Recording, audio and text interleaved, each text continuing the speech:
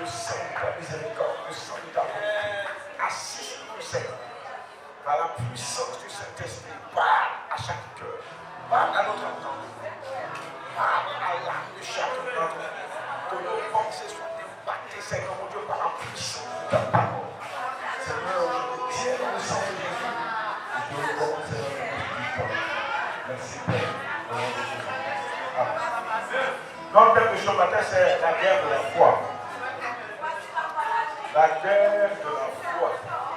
La foi se doit de mener une guerre. Alléluia. Quand tu as la foi, tu engages la guerre. Quand tu es chrétien, Satan t'impose la guerre. Voilà pourquoi Paul pouvait dire que notre combat n'est pas un combat charnel, mais c'est un combat de l'esprit. Maintenant, pour faire ce combat de l'esprit-là, ce combat de l'esprit se mène aussi par la foi. Tu n'as pas la foi, tu ne mènes pas ce combat. Tous ceux qui n'ont pas mené ce combat par la foi ont échoué. Tous ceux qui ont mené ce combat spirituel par la foi ont réussi. Alléluia. Oh mon frère, la Bible dit, dans le livre de Genèse chapitre 15, verset 7, Dieu va parler à Abraham. En ce moment, il s'appelait encore Abraham. Et Dieu n'avait pas encore changé son nom pour qu'il s'appelle Abraham. Et Dieu va lui dire au verset 7 de Genèse chapitre 15, l'Éternel lui dit encore, je suis l'Éternel qui t'a fait sortir d'Ur en Chaldée pour te donner en possession ce pays. Amen. Au moment où Dieu parlait à Abraham, mon frère, Sarah n'avait pas encore eu Isaac. Il n'avait même pas encore eu un enfant. Il n'avait pas encore eu de relation avec Agar, serpent de Sarah. Sarah n'avait même pas encore eu son nom changé de Sarai à Sarah. Oh mon frère, le Seigneur est tout puissant. Et c'est en ce moment-là que Dieu va parler à Abraham. Parce que Dieu avait déjà dit à Abraham, depuis la Mésopotamie, d'où il venait en Ur, jusqu'en Chaldée, dans la terre promise, qui est plus tard la terre promise. Oh frère, durant tout ce parcours qu'il a fait jusqu'à là, en Chaldée, dans la terre promise, Dieu va maintenant parler à Abraham pour dire à Abraham, écoute cette parole. C'est moi, je t'ai fait sortir de ta nation, de ton pays, de ta patrie, de chez tes parents, pour te donner en possession un grand pays. Homme frère, c'est une promesse de Dieu. Et dans ce texte-là, Abraham va dire à Dieu, mais ce n'est pas d'enfant. Je vais vers la mort, je tends vers la mort. Ma femme Sarai est âgée, elle est avancée en âge. Je n'aurai personne qui va hériter de mes biens, je n'aurai pas d'héritier. Sauf Eliezer qui est mon serviteur. Oh mon frère, c'est lui qui va hériter de mes biens. Dieu va dire Amen à Abraham, je donnerai ce pays que tu vois à toi et à ta descendance. Tout ce grand pays où il y avait des Chaldéens, où il y avait des Palestiniens, il y avait toutes sortes de personnes, de peuples qui peuplaient ce grand territoire que Dieu lui a donné. Et Dieu a dit à Abraham, depuis l'Euphrate, c'est-à-dire depuis l'Irak, jusqu'à la frontière du mont Sinaï, jusqu'au grand désert du Sinaï, à la frontière d'Égypte, tout ça là, je vais te donner, en remontant jusqu'au Liban, jusqu'en Iran, tout ça là, toutes ces terres là seront pour toi et ta descendance. Amen. Abraham était dans une situation où il ne comprenait pas. Mais Dieu dit tout ça là, mais lui il ne voit pas. Alors, Dieu va lui dire, je suis l'Éternel qui t'a fait sortir du en Chaldée pour te donner en possession ce pays. Et quand on a dit la suite de l'histoire, on va se rendre compte que Dieu va dire encore à Abraham, dans ce même texte, dans ce même contexte, Dieu va dire à Abraham, écoute Abraham, regarde les étoiles du ciel. Si tu peux les compter, tu pourras compter le nombre de ta descendance. Amen. Dieu va poursuivre et il va dire à Abraham, écoute bien. Tes enfants seront aussi nombreux que les étoiles du ciel. Ça, c'est un. Tes enfants seront tellement nombreux, mais ils seront en captivité dans un pays étranger pendant 400 ans. Et après ces 400 ans, ils reviendront sur cette terre sur laquelle tu as arrêté. Et je vais te leur donner ce pays-là. Alléluia. Abraham va engager une guerre de la foi parce que Satan va dire ce projet de Dieu là et ces promesses que Dieu a faites à Abraham ne vont pas s'accomplir. Quelqu'un est là dit dans le secret contre ta vie. Quelqu'un est tapé dans l'ombre, dans le secret et dit contre ta vie que tu ne réussiras pas. Les promesses de Dieu ne s'accompliront pas pour toi. Il y a une situation, une circonstance, un temps mauvais où des nuages noirs, ténébreuses viennent vers toi pour faire obstacle à ce que Dieu a dit qu'il va te donner. Pour t'empêcher de rentrer dans ce que Dieu t'a promis.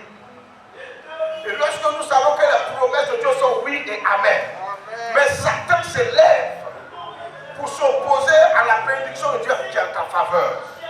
Satan va te faire la guerre. Satan a fait la guerre à Abraham. Et dans la suite de l'histoire, Abraham et sa descendance ont gagné cette guerre. Amen. Et Dieu a dit à Abraham qu'Abraham était le père de la foi. Amen. Alléluia. Le pilier de la foi. L'homme par qui la foi authentique va commencer. Amen. La Bible dit qu'Enoch a marché avec Dieu pendant 300 ans et il ne fit plus. Homme frère, Noé a marché avec l'Éternel, il a entendu la voix de Dieu. Après, il est mort. Mais alléluia. Homme frère, mais quand il est arrivé autour d'Abraham, Abraham n'a pas vécu comme les autres patriarches. Amen. Il n'a pas vécu comme ceux qui lui ont dévancé. Amen. Abraham allait vivre maintenant par la foi. Amen. La foi, l'audacité de la foi, la victoire de la foi victorieuse allait commencer par Abraham. Amen. Voilà pourquoi Dieu a dit à Abraham, il est le père de la foi. Et c'est en cela que par la foi d'Abraham, Dieu a appelé Abraham son ami, l'ami de Dieu, le compagnon de Dieu. Amen. Parce que celui qui marche par la foi devient ami de Dieu. Celui qui marche par la foi devient compagnon de Dieu. Satan va faire la guerre à Abraham pour dire tu n'entreras pas. Ce que Dieu a dit n'arrivera pas. Ce que Dieu a dit sur ta vie ne s'accomplira pas. Les promesses de Dieu n'arriveront pas dans ta vie, ni à toi, ni à tes enfants, ni à ta descendance. Tu n'auras pas toutes ces choses-là. Mais Dieu, mais qui n'a pas encore donné d'enfant à Abraham, ni Ismaël, ni Isaac, qui n'a pas encore donné des enfants à Abraham, va dire à Abraham, écoute-moi, laisse même cette affaire d'enfant. Je dis, tes enfants vont posséder ce grand territoire, ce pays. Tes enfants vont chasser ceux qui vivent sur le territoire. Je vais arracher leur pays, je vais te le donner à toi et à ta descendance. Enfin, Dieu va au-delà même de ce qu'il a promis à Abraham. Abraham parle d'enfants, il dit, il faut laisser faire d'enfants. À tes enfants, des nations sortiront de tes reins, Abraham. Il faut que tu conquéris ce grand territoire de Chaldéen. Amen. La guerre va s'engager. Abraham va engager la guerre. Alléluia. Pour cela, on va voir trois personnes qui vont gagner la guerre de la foi. Et cela doit nous servir à nous d'exemple pour que nous sachions que nous sommes dans une guerre sans merci, une guerre sans pitié, contre le royaume des ténèbres, contre l'adversaire, contre les ennemis. En frère, nous sommes en guerre. Et cette guerre est une guerre spirituelle. Celui qui se laisse faire va mourir. Celui qui se laisse faire va rester dans son état présent. Celui qui se laisse faire n'avancera pas. Seuls les vainqueurs, seuls les plus courageux, seuls les plus téméraires, seuls les plus engagés gagneront cette guerre de la foi. Amen. Tu n'as pas la foi, tu ne peux pas être chrétien. Tu n'as pas la foi, tu ne peux pas marcher avec le Seigneur. Tu n'as pas confiance. La foi, c'est faire confiance à Dieu et à ses promesses.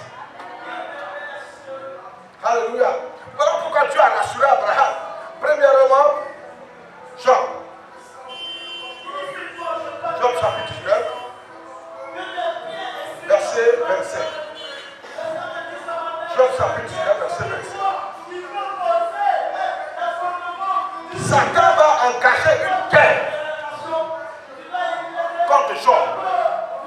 Il va déclencher une guerre pas possible contre Job.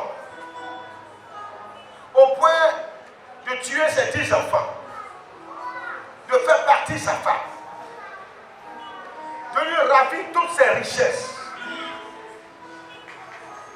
Et comme Job n'a point péché, il n'a pas abandonné la lutte. Il dit, il ne laisse pas. Quel que soit ce que le diable va faire contre lui, lui, il espère en Dieu et lui sait que dans cette guerre de la foi, là, lui, il va gagner.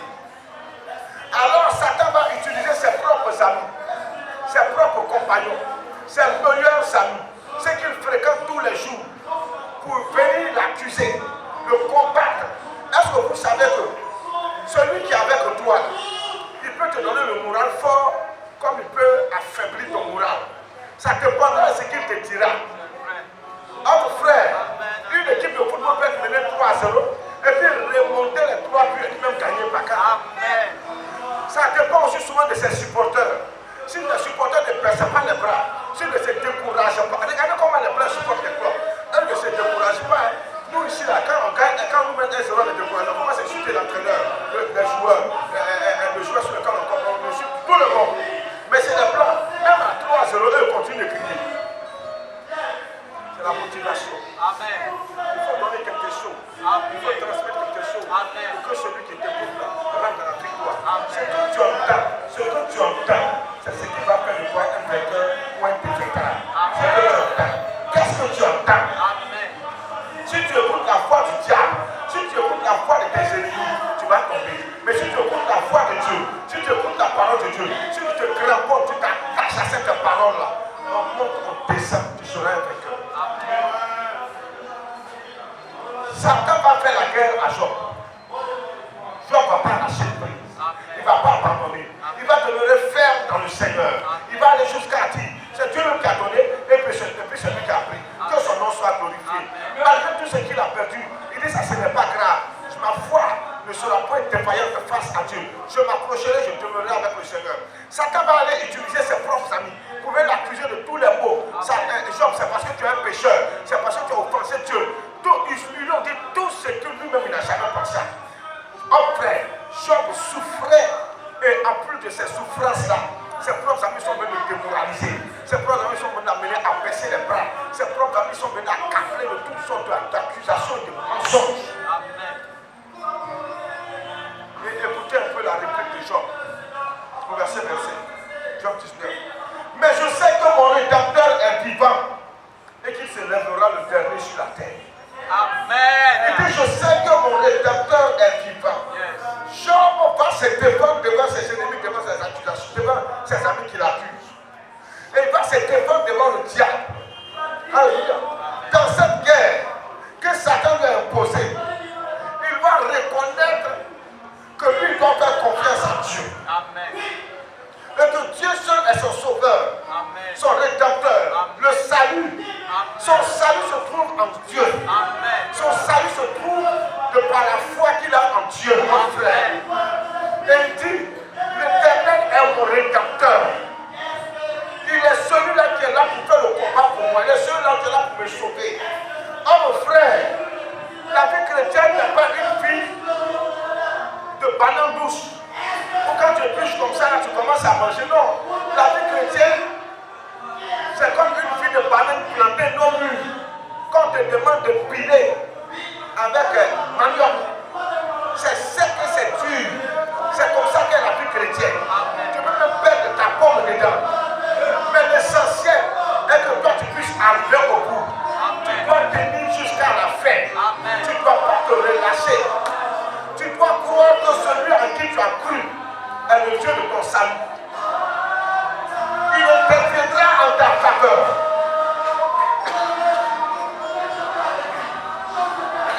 Il combattra pour toi. Ne crains pas le grand nombre des ennemis. Il y a des gens qui veulent mener la vie chrétienne et qui ne vont pas souffrir. Il y a des gens qui veulent mener la vie chrétienne paisible, sans guerre. La vie chrétienne est une vie de lutte. Satan va utiliser ton mari, il va utiliser ta femme, il va utiliser tes enfants, il va utiliser tes connaissances, il va utiliser tout ce qu'il peut utiliser. Lui, son objectif est de te déstabiliser. L'objectif de Satan, c'est de troubler ta paix, de troubler ta vie, troubler ta maison, troubler tes activités, troubler ton travail. L'objectif de Satan, c'est de troubler la vie de tes parents.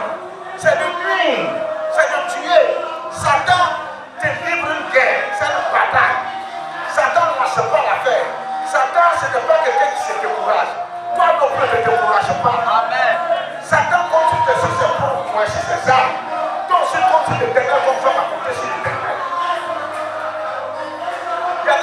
croient que la vie chrétienne là, Satan ne doit pas les attaquer. Mais on doit les laisser tranquilles. On ne doit pas les toucher. On ne doit rien les faire. Mais c'est faux. Ce n'est pas vrai. Ce n'est pas vrai. Nous sommes dans une vie de lutte spirituelle, une vie de bataille. Amen. Une vie de guerre. C'est à cela que nous sommes appelés. Tant que tu ne vas pas te lever, tant que tu ne vas pas reconnaître que Dieu est ton rédempteur, tant que tu ne vas pas reconnaître que ton salut se trouve dans le Seigneur, tu vas échouer. Tu vas échouer. Job a reconnu que Dieu est son rédempteur, que le Seigneur est son rédempteur. Oh, c'est exagéré. On va aller payer ça, je vais. Oh, c'est exagéré. Quand tu vas me bouger là-bas, comment ça?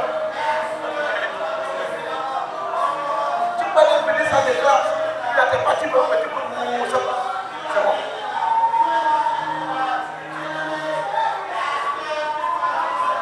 On continue.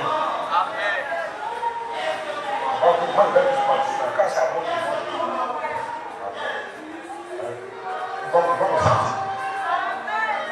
Alléluia. Il faut être comme Job. Ne te laisse pas. Ne te laisse pas abattre.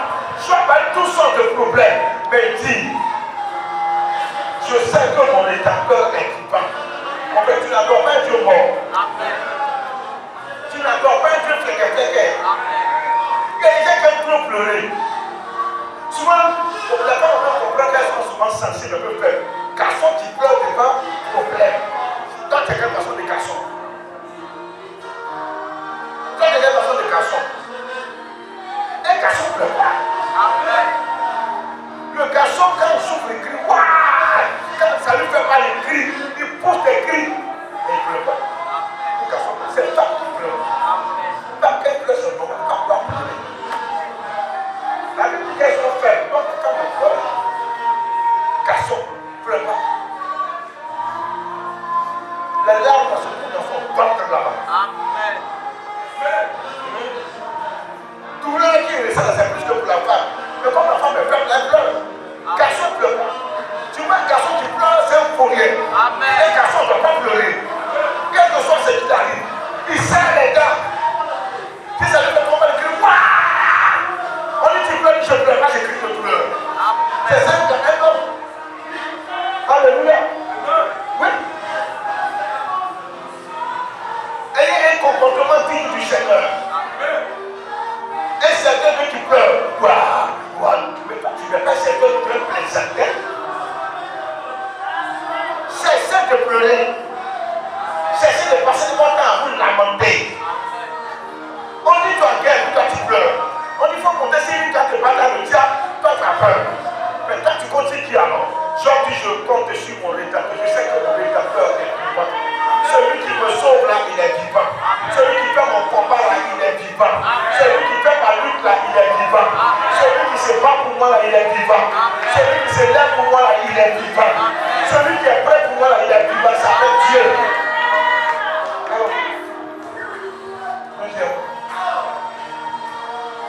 Les trois jeunes de Dieu, ça va avec lui.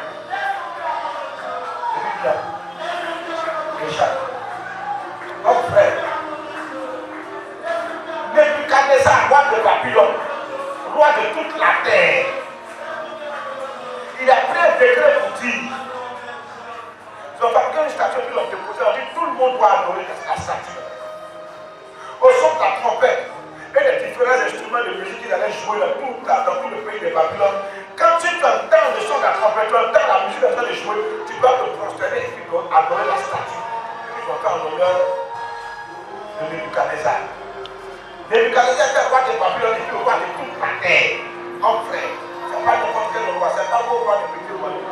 Il était plus puissant que la reine d'Angleterre, plus puissant que le roi du Maroc, plus puissant que les rois puissants de la terre. Il était plus puissant que tous. Il était le roi des rois de la terre, ce Nebuchadnezzar. Et puis quand il donne un ordre, tu ne t'exécutes pas, on te tue. Il y a eu des amis de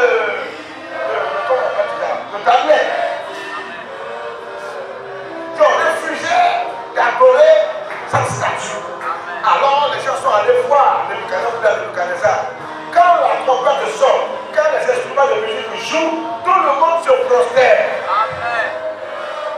Pour adorer la statue en ton honneur. Mais il y a 3 jeunes lépreux qui refusent de se prosterner.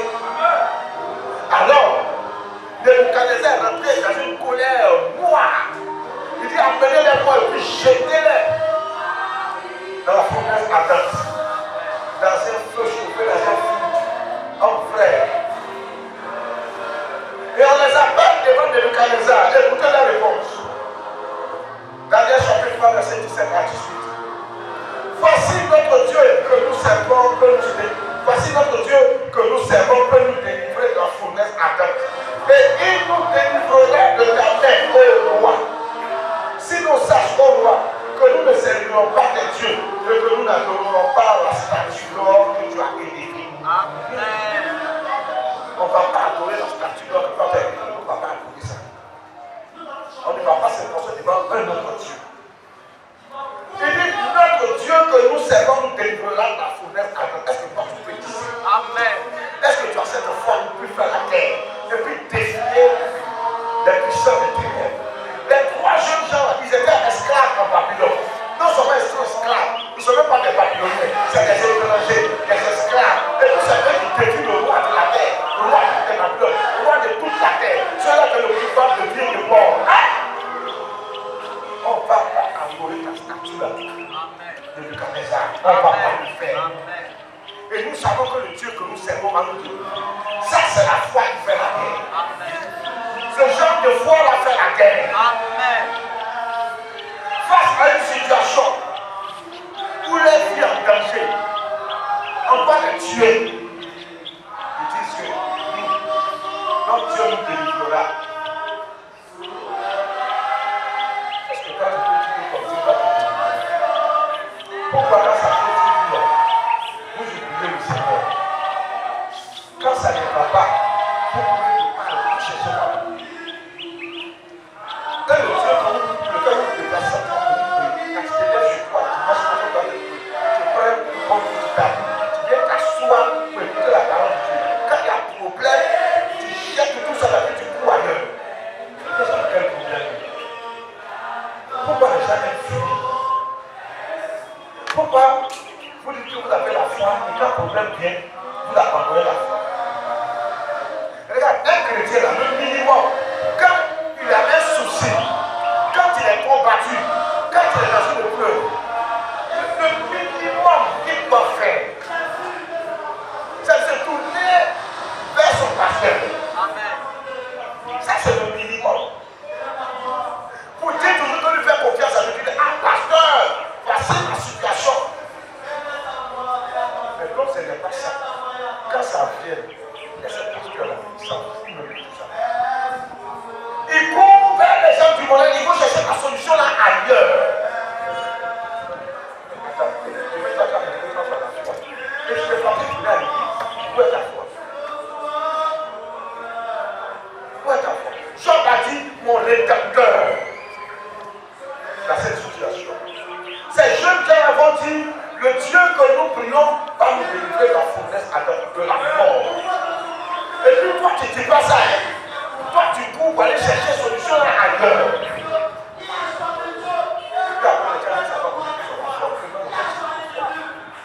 Le minimum pour un enfant de Dieu qui est combattu, qui est dans une guerre spirituelle et que c'est chaud sur lui, il y a une situation compliquée. Le minimum, c'est d'appeler d'abord le serviteur de Dieu.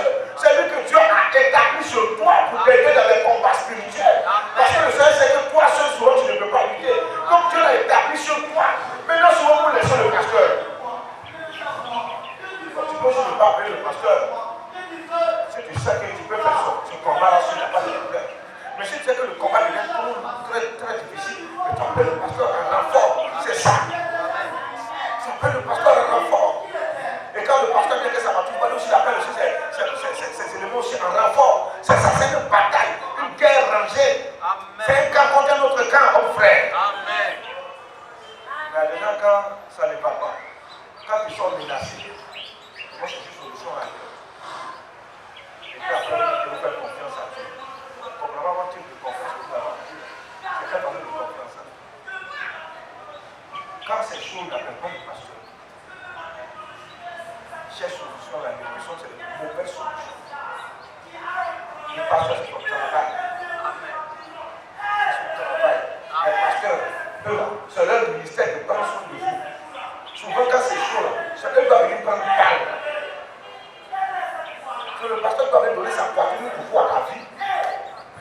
Il doit venir menacer des ennemis. Amen. Il doit venir dire, vous là, si vous ne laissez pas cette personne-là, vous ferez avec moi. Amen. Il doit venir prendre ta place, faire par la place pour toi. Amen. Tu as quelqu'un qui est prêt à mourir pour toi. Je dois dire, il n'a pas de plus grand amour que de donner sa vie pour ceux qu'on aime.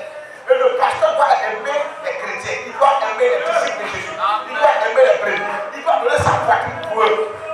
Quand ça de donner poitrine, on ne le voit pas. Mais quand ça y est, dans la main, donner poitrine pour ramasser 10 000 offrandes. Quand les frères donnent, ils sont prêts à prendre. Mais là, quand on dit, il faut donner ta poitrine. Mais là, c'est là où maintenant,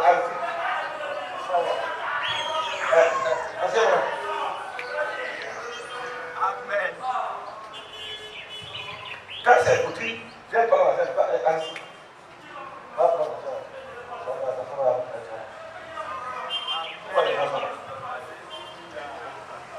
Pourquoi les gens ne sont pas prêts à aller en terre? Amen. Un pasteur qui n'est pas prêt à aller au combat n'est pas un pasteur.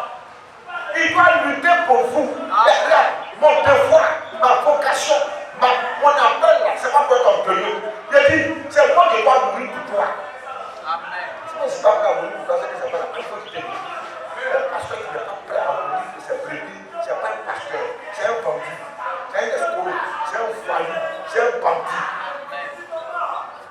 Il n'est pas prêt. Il peut faire ses cravates, ses costumes, ses voitures, ses maisons, sa femme, ses enfants, que vous. Un pasteur qui n'est pas prêt à mourir pour toi. Toi, en tant que disciple de Jésus-Christ, faisant partie de son assemblée, de sa communauté, il n'est pas prêt à mourir pour toi. C'est que c'est pas la même. On sait qu'il n'est pas prêt. Les sorciers m'attaquent et puis il n'est pas capable. Non, la soeur, il faut chaîner. Non, le frère, il faut chaîner, ça va aller. Ça va. Il n'a qu'à venir sur le terrain. Pasteur, viens sur le terrain. Sorcier, c'est dans la maison, viens. Et puis le pasteur vient. Il vient avec ses éléments pour le combat spirituel. Amen. C'est ça. Parce que le t-shirt est menace et puis grand. Tu peux comprendre ça. Quand vous avez des soucis, au lieu de m'appeler, quand ça ne va pas, au lieu de m'appeler, il y a quelqu'un qui dit non, il ne veut pas fatiguer le pasteur. C'est pas quelqu'un qui plaît. Quand tu as perdu la foi, ouais, quand tu m'as perdu, c'est pas tu m'appelles au ministère. Amen. Si tu vois quelqu'un qui dit non, il n'est pas fatigué le pasteur, c'est que lui aussi là, il n'est pas prêt aussi à venir s'activer au pasteur. Alors, Amen. Amen. Si toi tu es chic et toi tu dois me gâter, et que moi je mange et tu gâtes. C'est que tu vas prendre être prêt à mourir. Ton problème, c'est que je dois venir chercher ça. C'est-à-dire qu'il vient prendre ton palais, c'est mieux pour moi maintenant. On dit, mais ton problème est où? Mon problème est où? Pour tu sais, c'est que tu vas marcher sur mon cadavre. Amen. C'est ça que Dieu parle. Et nous, quoi, la terre, on doit le tuer. Et comme lui, c'est qu'on va le tuer parce que le rédempteur a fait pour lui. Il a plus de foi que toi. Mais là, quand le pasteur dit, voilà, on va dire, voilà. Le pasteur dit, voilà. Il faut parler. Voilà, c'est qu'on a pu te mettre derrière. Puis il est devant. C'est quand, où ça arrive là, ça arrive. C'est un homme de guerre. Mais pas comme j'ai dit, non, je ne suis pas. Non, Dieu nous dira la promesse à ta vie. Mais je suis là sur la terre pour te dire, ce que tu crains, ça ne va pas t'arriver. Amen. Satan, la main, il est fou. Sa folie là, ça ailleurs, c'est pas ici. Amen. Il dit, il ne pourra rien te faire. Amen. Il ne pourra même pas atteindre ta vie. Ta vie est une vie affranchie. Amen. Satan va t'atteindre, c'est que c'est moi qui va atteindre. Il n'est pas fou. Moi aussi, je ne suis pas son camarade. Même aux affaires, mon nom est écrit là-bas, il me connaissent. Moi, je ne suis pas les camarades. C'est moi, il les maîtrise, il les chicote parce que moi, il est Christ. Moi, il ne tremble pas, moi, il n'a pas peur. C'est un peu. Mais quand il s'entend, voilà qui arrive là-bas. Il voit Jésus, alléluia. Il voit la gloire de Dieu, la puissance de Dieu. Il voit la main de Dieu qui m'a appelé ministère. Il voit la main de Dieu puissant qui m'a choisi pour lui dire parler de moi. C'est ça, il va. Cessez de courir partout. Cessez d'avoir peur. Cessez de trembler. Il y a un problème là, ici, là. Jésus là, tu ne le vois pas. Est-ce que tu vois, Dieu ne crée pas. C'est moi, il m'en veut pour le représenter. Donc, si ça chauffe là, viens me voir. Le conseil spécial. chiales. C'est moi, viens. Il a établi quoi. Viens me voir, tu vas où même? Non, il était 7 matin, il appelle le pasteur qui t'a dit que moi je m'en fous de l'heure. Quelle que soit l'heure dans laquelle tu m'appelles. Dieu m'a mis en voiture, c'est à cause de ça. J'ai me déplacé là.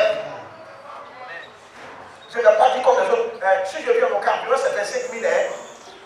Il y a des gens qui font ça, ils sont passés. Non, mon déplacement, où elle appelle la secrétaire. Non, le carburant du pasteur, c'est 25 000, non, c'est 50 000 francs. Pour qu'il se déplace. Ça, c'est le ministère, c'est des sorciers, c'est pas des pasteurs. C'est des bandits.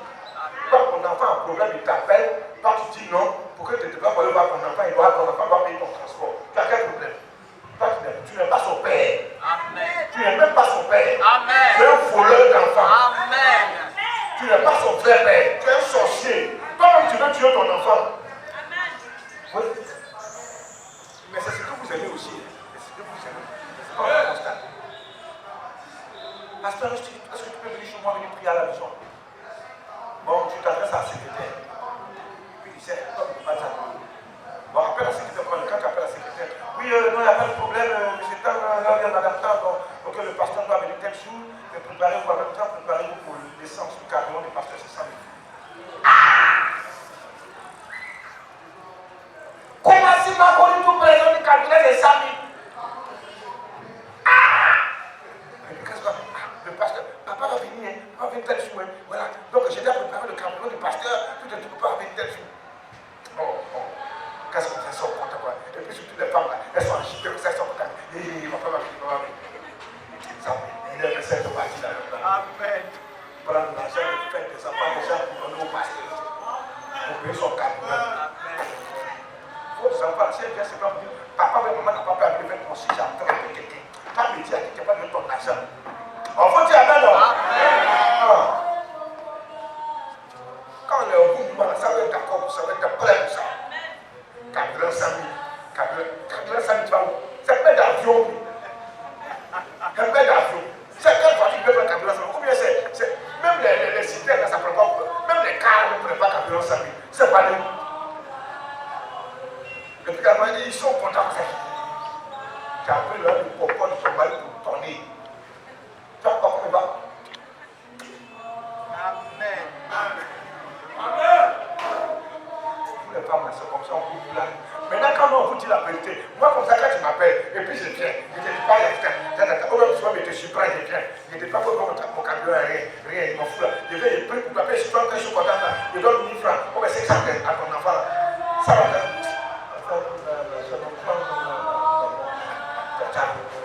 Mais pourquoi vous êtes compliqué comme ça, vous-même là? Vous avez quel problème avec ça? C'est ceux qui peuvent voir ta c'est ceux que vous aimez. Pas les voix. Elle les voit. Un frère pasteur, il se met au devant de la tête. Un frère général des devants. Les autres sont des devants. Parce qu'on parle à la maison, dans les bureaux privatisés là, pour se jouer les dangereux. Allez-y derrière. Allez-y derrière. Continue avec Nebuchadnezzar. Notre Dieu nous délivrera de cette fournaise arcanique. Regarde, cette situation dans laquelle le diable est même là, on dit à Satan, le Dieu qui parle d'accord, il va te délivrer là. Il va te délivrer de cette situation. Satan veut troubler ta vie, veut troubler ta maison, veut troubler ta vie, veut troubler ta tranquillité. Dis à Satan que toi, le Dieu qui va te délivrer de cette situation. Non, c'est la fin d'année, en décembre là, ils vont tuer les gens, les sorciers vont. Les sorciers savent qu'ils mangent. Moi, la viande de mes enfants, c'est amer. Vous, votre viande là, c'est amer. C'est amer, tu ne peux pas manger. Votre viande là, c'est on est un rocher. Quand le sorcier te mord, ses dents se cassent. Donc si tu as laissé l'église, il faut laisser tranquille. Il faut laisser serrer ta main de vie. Si le sorcier peut témoigner, c'est que mais il ne peut pas témoigner. Viande, il te voit tes viandes rouges. Mais il ne peut pas goûter. Quand il goûte comme ça dans sa langue, dans ses fonds. Toi, il ne peut pas te toucher. Donc laissez les gens avoir peur de ça. Nous, on sait que ça. Nous, on s'en fout de ça.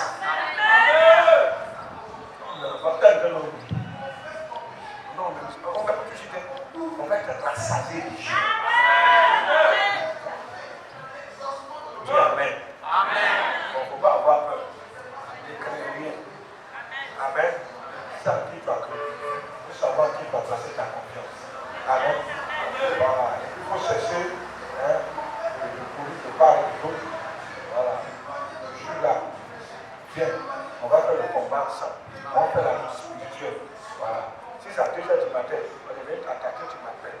C'est à 3h du matin, quel que soit là à laquelle on t'a combattu, on t'a attaqué. Tu lèves au fond, m'appeler. Si tu as mon numéro, tu m'appelles. Si tu n'as pas mon numéro c'est que c'est pas pour savoir. Un jour, il y avait une méthode que tu m'attends. Les cas, ça aide vite. La plus des gens qui m'appellent, il m'attend. Il m'attend. Donc, ton numéro là, les gens qui ont ça pour. Je dis, mais non, c'est pas ça.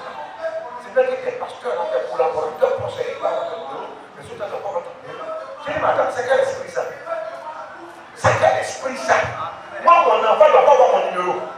Mais c'est que j'ai associé. Mais s'il y a un problème, il appelle qui? Non, il ne faut pas avoir ton numéro. Il va appeler d'abord les responsables. Voilà.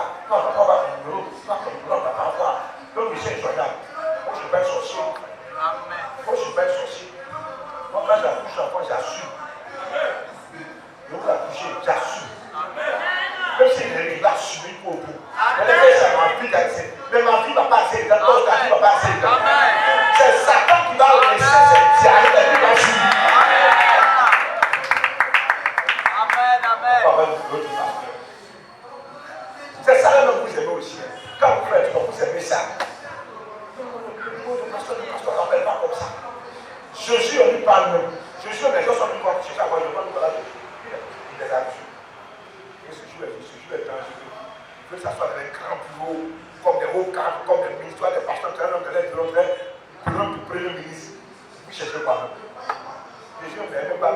Jésus, c'est son bureau à tâcher des routiers. Il s'assoit devant sur un calme, et puis un autre qui est là, les enfants pour me dire, là, on peut chier sur la cacasse, il ne veut pas. Hé, tata Jésus, et puis les frères comme ça. Mais quand les enfants sont là, il dit non. Le roi, monsieur, il est tranquille ici. Amen. Vous, pasteur, comment vous pouvez les accoucher pour faire vos enfants? Amen. La solution. Le très différent. Non, on va dire, chut. Les gens peuvent placer Jésus dans nos églises.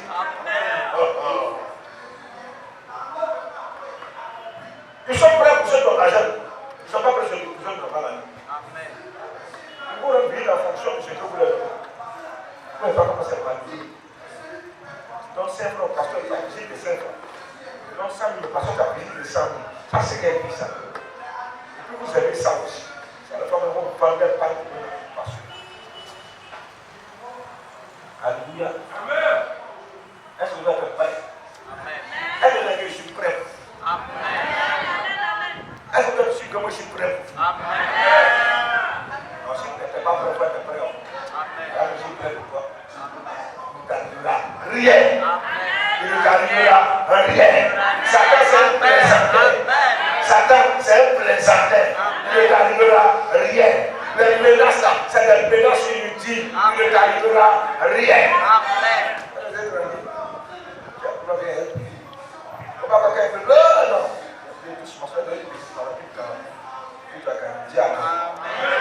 C'est un point Paul. Enfin, Paul. Actes chapitre 27, verset 22 à 24. Il dit ceci. Maintenant, je vous exhorte à prendre courage, car aucun de vous ne périra. Faut écouter. Je ne périrai jamais. Je ne périrai jamais.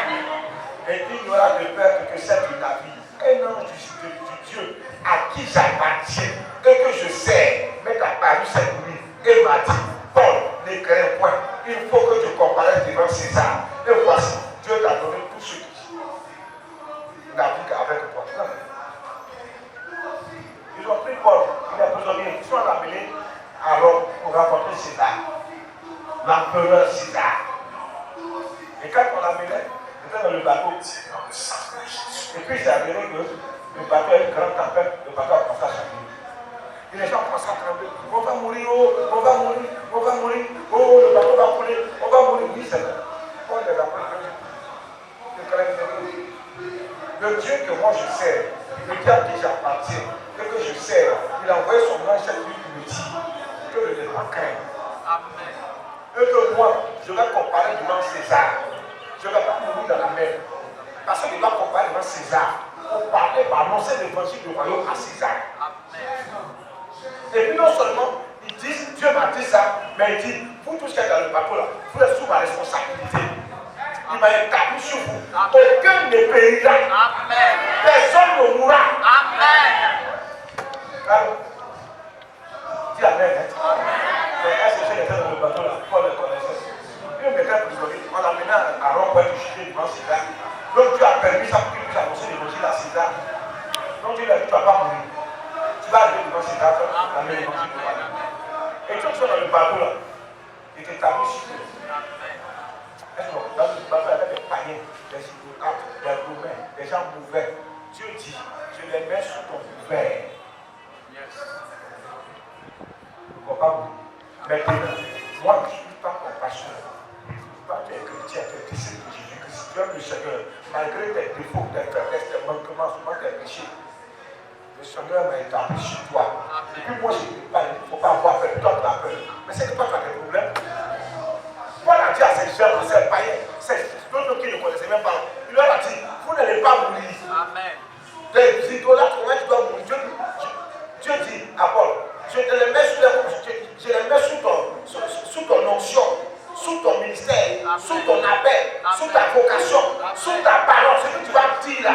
Je les mets sous ça. Paul a dit, vous n'allez pas mourir. La seule chose qui va se faire, c'est le bateau lorsque tu vas couler, tu vas disparaître. Mais vous là, on va sortir d'ici. Il est le Dieu à qui j'appartiens et que je sers. Maintenant, moi, je te parle du Dieu à qui j'appartiens et que je sers. Dans ta faveur, puis toi, tu es dans le tout. Toi, tu veux quoi même? Toi, tu veux quoi même? J'ai dit, si moi, je suis pas ton pasteur, il faut rester. Il n'est pas dit que tu ne vas pas rester dedans. Il n'est pas dit que tu ne seras pas éprouvé, tu ne vas pas rester dedans. Je n'ai pas dit que tu ne seras pas combattu. Mais dans le combat, quelle que soit la taille de l'adversaire, de l'ennemi, tu vas sortir maintenant. Regardez, c'est sérieux. Regarde, Dieu a mis l'onction de Paul si des gens ne te connaissent pas. Maintenant, toi, Dieu te connaît. Tu es au courant de toi. Dieu sait ce que tu peux faire, ce que tu ne peux pas faire. Dieu connaît tes faiblesses, il connaît tes forces. Maintenant, toi, tu fais tout pour être avec lui. Maintenant, il m'a établi sur toi. Mon onction est sur ta vie. Je te dis, tu ne vas pas mourir là. Ça ne t'arrivera pas. Cette bataille dans laquelle tu es là, tu sortiras plus que 21 petits doutes. Maintenant, tu veux t'en te parler ça comment? Je te dis ça comment? Avec quel parole je te dis ça? Tu ne sais pas que moi, je dois pas à cause de toi. Je prie pour toi, je lutte pour toi, j'intercède pour toi, je gêne pour toi, je me bats pour toi sur le plan spirituel. Le Seigneur me donne des messages pour toi, pour me venir te dire, reste serein et imperturbable.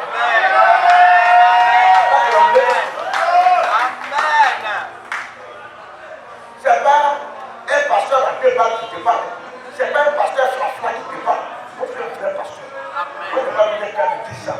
Et puis quand il dit ça, ça émette les gens.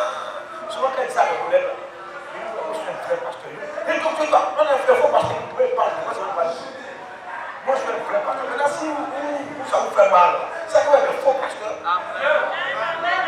Non, c'est clair. Comment quelqu'un, toi, tu es un humain, et puis on veut que tu dis que tu veux que discussion animale. Moi, je ne suis pas animal, moi, je suis un humain. Donc, dans le manière, moi, je suis un pasteur. Et puis, je suis un vrai pasteur. Amen. Moi, je ne suis pas un pasteur par défaut. Amen. Jamais. Moi, je ne suis pas un pasteur frère. Je ne suis pas un escroc. Je ne suis pas un voyou. Je ne suis pas un bandit. Amen. Et ce qui me réjouit le cœur, c'est que j'ai une vie saine. Amen. C'est-à-dire, je ne possède rien qui soit par l'escroquerie d'un faux pasteur. Je n'ai rien que Dieu ne peut pas donner. Tout ce que j'ai là, je les ai honnêtement. Quand je rentre à lui, je dois être tranquille. Je suis tranquille dans ma tête. Je ne souffre pas. Il y a des pasteurs, quand je rentre à lui, il ne doit pas. Mais c'est ce qu'il a fait par Osman. Il a escroqué souvent certains fidèles. Il a triché des fidèles. Pour aller voir petit, il a fait des fausses prophéties. Il a eu de l'argent. Lui, il a fait rentre à lui là. S'il est vraiment conscient, il n'est pas tranquille dans son âme. Mais comme ils ont Dieu même leur propre conscience, ils sont devenus insensibles. Ça ne dit plus rien. Oui. Jésus a dit, qui de vous serein et tout là. Regarde, si tu entends parler mal de toi, il faut dire c'est faux. Si la personne à quelqu'un, quand c'est non, c'est pour nous y aller. Amen. Et puis après, il y a dit, non, le pasteur, il y en a pas. Il y en a, je suis perdu. Moi, je ne suis pas un papa sauvage. Moi, je suis perdu. Toi, tu es fier de m'avoir mon père. Toi, tu es fier de m'avoir mon papa. Toi, tu es fier de m'avoir mon pasteur.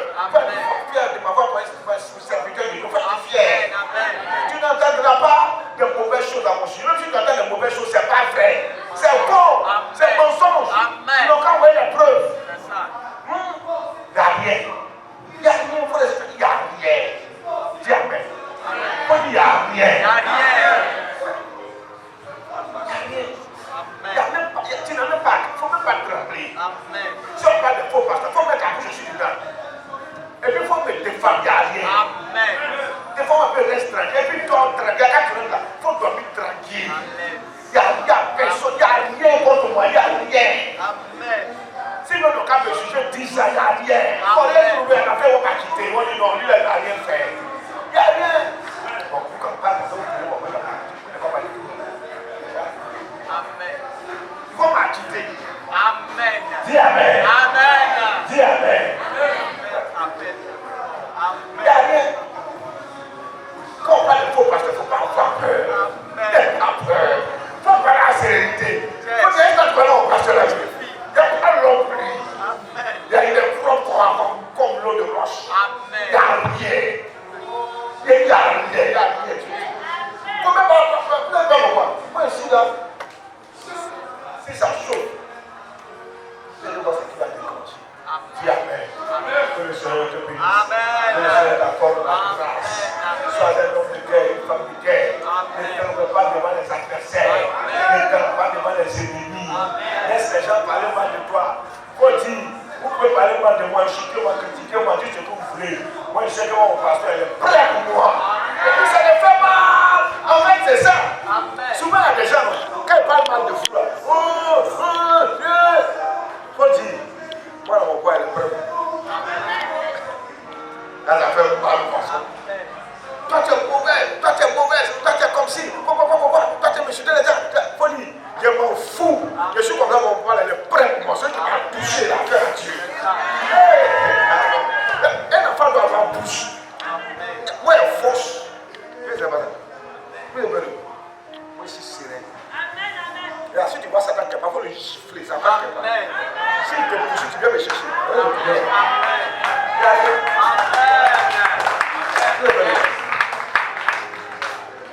Souvent, on va prendre les gens pour critiquer. Tu es comme si, tu vas pas dire, je m'en fous. Je suis comme ça, mon papa pasteur là, il m'aime. Hey, ça fait mal, ma soeur. Allez, et pour dire que moi, je dis même que je vous aime aussi. Non, tu es mauvais, tu es comme si. Ouais, moi je t'aime comme ça. Tu es mauvais, non? Oh, tu es sorcier, tu es sorcière, tu aimes qu'on fait comme si. Bon, moi j'aime pas ton affaire avec ton comme ça. Tu es mon enfant, je te laisse pas, je m'en fous de ce que les gens disent. Tu n'as pas parlé là-bas. Tu es jaloux. Non, ils ne t'ont pas comme enfant, donc ça les fait mal. Alors, faut dire amen, non? On dit merci à Dieu. On dit merci à Dieu. Merci au Seigneur. Seigneur, nous te disons merci. Nous te remercions de notre grâce. Je me tiens dans le sang de Jésus. Le sang de la miséricorde. Le sang de ta bonté. Assiste-nous, Seigneur. Par la puissance du Saint-Esprit. Parle à chaque cœur. Parle à notre entendement. Parle à l'âme de chacun d'entre nous. Que nos pensées soient impactées, Seigneur, mon Dieu, par la puissance de ta parole. Seigneur, je me tiens dans le sang de Jésus. Et je recommence, Seigneur, à te merci Père. Notre thème de ce matin, c'est la guerre de la foi. La guerre de la foi. La foi se doit de mener une guerre. Alléluia. Quand tu as la foi, tu engages la guerre. Quand tu es chrétien, Satan t'impose la guerre. Voilà pourquoi Paul pouvait dire que notre combat n'est pas un combat charnel, mais c'est un combat de l'esprit. Maintenant, pour faire ce combat de l'esprit-là, ce combat de l'esprit se mène aussi par la foi. Tu n'as pas la foi, tu ne mènes pas ce combat. Tous ceux qui n'ont pas mené ce combat par la foi ont échoué. Tous ceux qui ont mené ce combat spirituel par la foi ont réussi. Alléluia. Oh mon frère, la Bible dit, dans le livre de Genèse chapitre 15, verset 7, Dieu va parler à Abraham. En ce moment, il s'appelle encore Abraham. Et Dieu n'avait pas encore changé son nom pour qu'il s'appelle Abraham. Et Dieu va lui dire au verset 7 de Genèse chapitre 15, l'Éternel lui dit encore, je suis l'Éternel qui t'a fait sortir d'Ur en Chaldée pour te donner en possession ce pays. Amen. Au moment où Dieu parlait à Abraham, mon frère, Sarah n'avait pas encore eu Isaac. Il n'avait même pas encore eu un enfant. Il n'avait pas encore eu même des relations avec Agar, servante de Sarah. Sarah n'avait même pas encore eu son nom changé de Sarai à Sarah. Mon frère, le Seigneur est tout puissant. Et c'est en ce moment-là que Dieu va parler à Abraham. Parce que Dieu avait déjà dit à Abraham, depuis la Mésopotamie, d'où il venait en Ur, jusqu'en Chaldée, dans la terre promise, qui est plus tard la terre promise. Mon frère, durant tout ce parcours qu'il a fait jusqu'à là, en Chaldée, dans la terre promise, Dieu va maintenant parler à Abraham pour dire à Abraham, écoute cette parole. C'est moi, je t'ai fait sortir de ta nation, de ton pays, de ta patrie, de chez tes parents, pour te donner en possession un grand pays. Mon frère, c'est une promesse de Dieu. Et dans ce texte-là, Abraham va dire à Dieu, mais je n'ai pas d'enfant. Je vais vers la mort, je tends vers la mort. Ma femme Sarai est âgée, elle est avancée en âge. Je n'aurai personne qui va hériter de mes biens, je n'aurai pas d'héritier. Sauf Eliezer qui est mon serviteur. Oh mon frère, c'est lui qui va hériter de mes biens. Dieu va dire à Abraham, je donnerai ce pays que tu vois à toi et à ta descendance. Tout ce grand pays où il y avait des Chaldéens, où il y avait des Palestiniens, il y avait toutes sortes de personnes, de peuples qui peuplaient ce grand territoire que Dieu lui a donné. Et Dieu a dit à Abraham, depuis l'Euphrate, c'est-à-dire depuis l'Irak, jusqu'à la frontière du mont Sinaï, jusqu'au grand désert du Sinaï, à la frontière d'Égypte, tout ça là, je vais te donner, en remontant jusqu'au Liban, jusqu'en Iran. Tout ça là, toutes ces terres-là seront pour toi et ta descendance. Amen. Abraham était dans une situation où il ne comprenait pas. Mais Dieu dit tout ça là, mais lui il ne voit pas. Alors, Dieu va lui dire, je suis l'Éternel qui t'a fait sortir du en Chaldée pour te donner en possession ce pays. Et quand vous avez dit la suite de l'histoire, on va se rendre compte que Dieu va dire encore à Abraham, dans ce même texte, dans ce même contexte, Dieu va dire à Abraham, écoute Abraham, regarde les étoiles du ciel. Si tu peux les compter, tu pourras compter le nombre de ta descendance. Amen. Dieu va poursuivre et il va dire à Abraham, Abraham, écoute bien. Tes enfants seront aussi nombreux que les étoiles du ciel. Ça c'est un. Tes enfants seront tellement nombreux, mais ils seront en captivité dans un pays étranger pendant 400 ans. Et après ces 400 ans, ils reviendront sur cette terre sur laquelle tu as arrêté. Et je vais te leur donner ce pays-là. Alléluia. Abraham va engager une guerre de la foi. Parce que Satan va dire, ce projet de Dieu là, et ces promesses que Dieu a faites à Abraham ne doivent pas s'accomplir. Quelqu'un est là dit dans le secret contre ta vie. Quelqu'un est tapé dans l'ombre, dans le secret et dit contre ta vie que tu ne réussiras pas. Les promesses de Dieu ne s'accompliront pas pour toi. Il y a une situation, une circonstance, un temps mauvais où des nuages noirs, ténébreuses viennent vers toi pour faire obstacle à ce que Dieu a dit qu'il va te donner. Pour t'empêcher de rentrer dans ce que Dieu t'a promis. Et lorsque nous savons que Amen. Mais Satan s'élève pour s'opposer à la bénédiction de Dieu qui est en ta faveur. Satan va te faire la guerre. Satan va faire la guerre à Abraham. Et dans la suite de l'histoire, Abraham et sa descendance ont gagné cette guerre. Amen. Et Dieu a dit à Abraham qu'Abraham était le père de la foi. Amen. Alléluia, le pilier de la foi. Amen. L'homme par qui la foi authentique va commencer. Amen. La Bible dit qu'Enoch a marché avec Dieu pendant 300 ans, il ne fit plus. Homme frère, Noé a marché avec l'Éternel, il a entendu la voix de Dieu. Après, il est mort. Mais alléluia. Homme frère, mais quand il est arrivé autour d'Abraham, Abraham n'a pas vécu comme les autres patriarches. Amen. Il n'a pas vécu comme ceux qui lui ont dévancé. Amen. Abraham allait vivre maintenant par la foi. Amen. La foi, l'audacité de la foi, la victoire de la foi victorieuse allait commencer par Abraham. Amen. Voilà pourquoi Dieu a dit à Abraham, il est le père de la foi. Et c'est en cela que par la foi d'Abraham, Dieu a appelé Abraham son ami, l'ami de Dieu, le compagnon de Dieu. Amen. Parce que celui qui marche par la foi devient ami de Dieu. Celui qui marche par la foi devient compagnon de Dieu. Satan va faire la guerre à Abraham pour dire tu n'entreras pas. Ce que Dieu a dit n'arrivera pas. Ce que Dieu a dit sur ta vie ne s'accomplira pas. Les promesses de Dieu n'arriveront pas dans ta vie, ni à toi, ni à tes enfants, ni à ta descendance. Tu n'auras pas toutes ces choses-là. Mais Dieu, qui n'a pas encore donné d'enfant à Abraham, ni Ismaël, ni Isaac, qui n'a pas encore donné des enfants à Abraham, va dire à Abraham, écoute-moi, laisse même cette affaire d'enfant. Je dis, tes enfants vont posséder ce grand territoire, ce pays. Tes enfants vont chasser ceux qui vivent sur le territoire.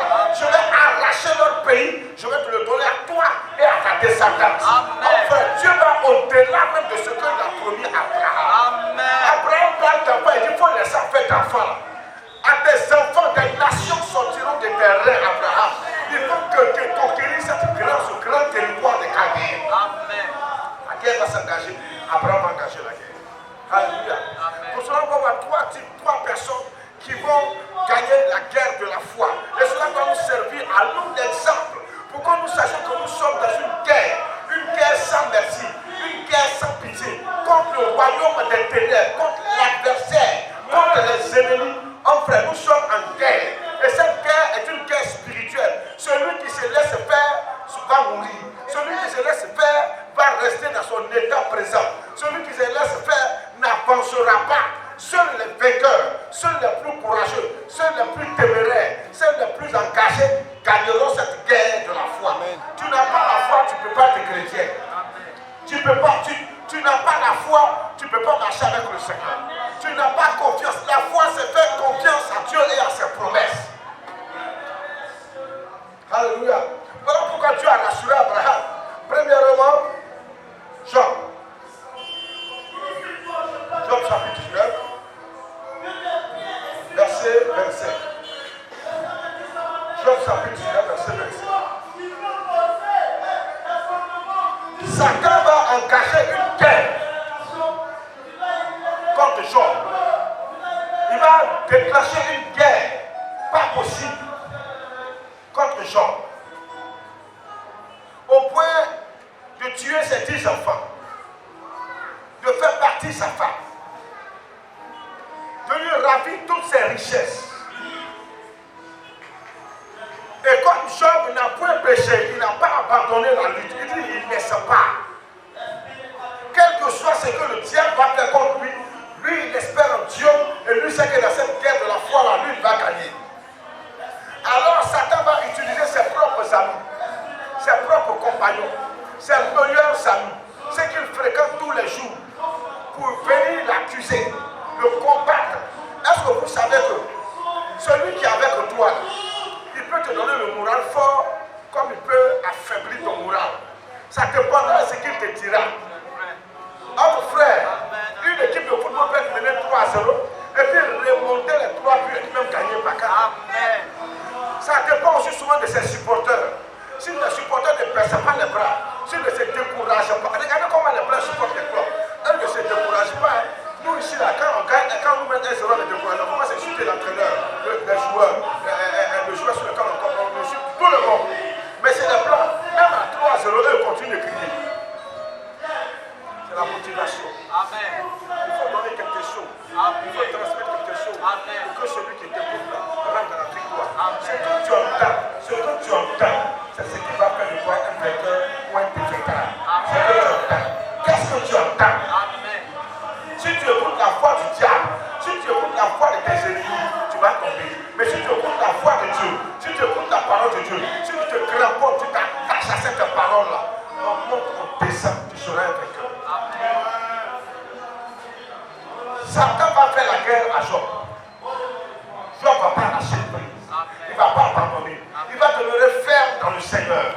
aller jusqu'à dire, c'est Dieu même qui a donné, et puis c'est lui qui a pris. Que son nom soit glorifié.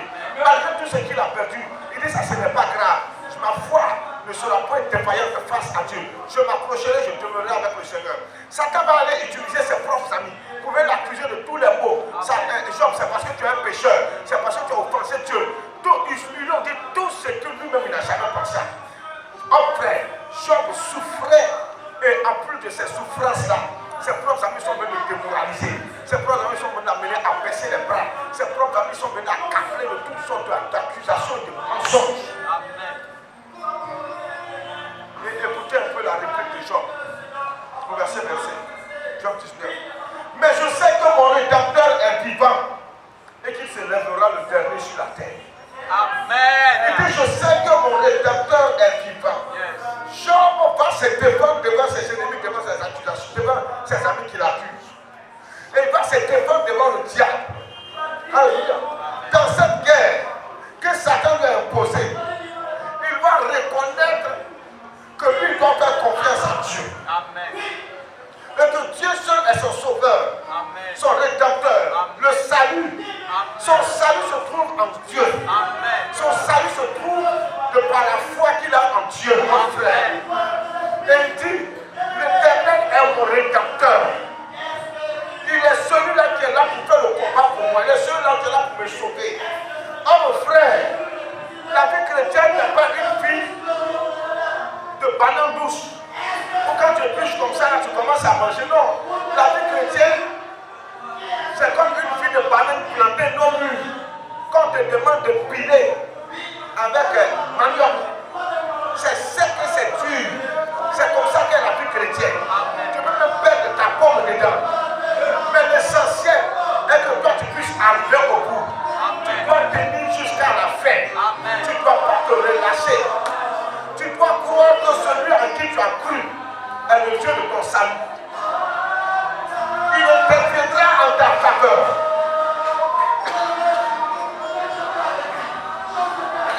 Il combattra pour toi. Ne crains pas le grand nombre des ennemis. Il y a des gens qui veulent mener la vie chrétienne et qui ne pas souffrir. Il y a des gens qui veulent mener la vie chrétienne et vie chrétienne paisible, sans guerre. La vie chrétienne est une vie de lutte. Satan va utiliser ton mari, il va utiliser ta femme, il va utiliser tes enfants, il va utiliser tes connaissances, il va utiliser tout ce qu'il peut utiliser. Puis son objectif est de te déstabiliser. L'objectif de Satan, c'est de troubler ta paix, de troubler ta vie, troubler ta maison, troubler tes activités, troubler ton travail. L'objectif de Satan, c'est de troubler la vie de tes parents. C'est de nuire, c'est de tuer. Satan te livre une guerre, c'est une bataille. Satan ne lâche pas l'affaire. Satan, ce n'est pas quelqu'un qui se décourage. Toi non plus, ne te décourage pas. Amen. Satan continue de se faire pour moi, c'est ça. Toi aussi, continue de t'aider comme ça, va compter sur l'Éternel.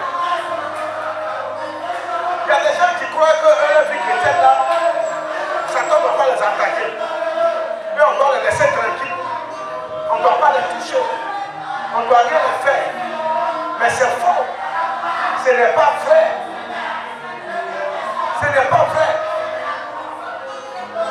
Nous sommes dans une vie de lutte spirituelle, une vie de bataille, Amen. une vie de guerre. C'est à cela que nous sommes appelés.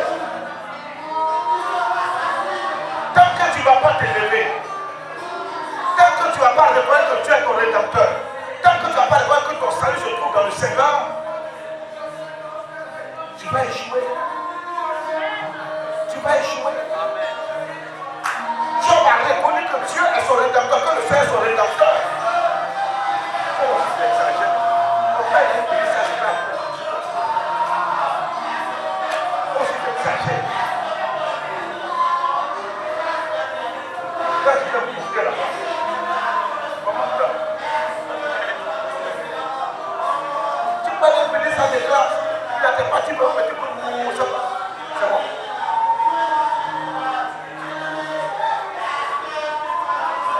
On va continuer. Amen. On va comprendre le plus quand ça monte. On va sentir. Alléluia. Amen. Il faut être comme Job. Ne te laisse pas. Ne te laisse pas abattre. Job a eu toutes sortes de problèmes. rédempteur est vivant. En fait, tu n'adores pas un Dieu mort. Amen. Tu n'adores pas un Dieu fléqué. Amen. Il y a des gens qui aiment trop pleurer. Souvent, la femme comprend qu'elles sont souvent sensibles, un peu faibles. Garçon qui pleure devant problème. Toi, tu es quelle façon de garçon? Toi, tu es quelle façon de garçon? Un garçon ne pleure pas. Amen. Le garçon, quand il souffre, il crie. Waouh! Quand ça lui fait mal, il crie. Il pousse des cris. Et il ne pleure pas. Le garçon, c'est le femme qui pleure. Tant qu'elle pleure sur le moment, elle ne va pas pleurer. La Bible qu'elles sont faibles. Donc, quand on pleure, garçon, ne pleure pas. Les larmes dans ce monde sont battre là-bas. Amen. Douleur qui est ça, c'est plus que pour la femme. Mais comme la femme est faible, elle pleure. Garçon ne pleure pas. Tu vois un garçon qui pleure, c'est un fourrier. Amen. Un garçon ne doit pas pleurer. Quel que soit ce qui t'arrive, il serre les dents. Si ça lui fait trop mal, il crie. Waouh! On dit tu pleures, je pleure pas, je crie de douleur. C'est ça que un homme. Alléluia. Oui. Ayez un comportement digne du Seigneur. Un certain qui pleure. Waouh! Tu n'es pas certain qui pleure plaisanter. Cessez de pleurer. Cessez de passer votre temps à vous lamenter. On dit tu es guerre, toi tu pleures. On dit il faut compter si toi tu vas dans le diable, toi tu as peur. Mais quand tu continues qui alors? Job dit je compte sur mon rédempteur. Je sais que mon rédempteur est vivant. Celui qui me sauve là, il est vivant. Celui qui fait mon combat là, il est vivant. Celui qui fait ma lutte là, il est vivant. Celui qui se bat pour moi là, il est vivant. Celui qui se lève pour moi là, il est vivant. Celui qui est prêt pour moi là, il est vivant. Ça fait Dieu.